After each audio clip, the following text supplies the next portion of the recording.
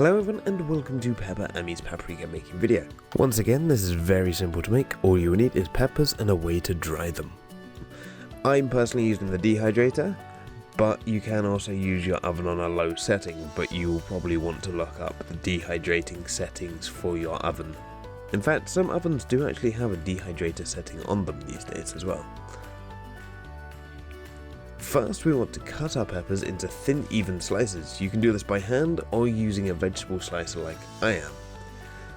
Now, I did get a little bit distracted here as I thought this end of the pepper did look a little bit like a lobster.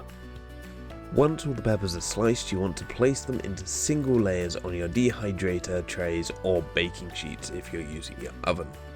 But make sure not to overlap. Optionally, you can use the seeds too and grind them in later on.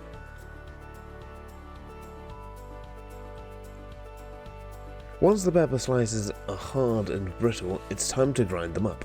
You can use a pestle and mortar, but I've decided to use my dodgy spice grinder, which I regretted, as the lid came off and it threw pepper dust all over my kitchen, which was just wonderful.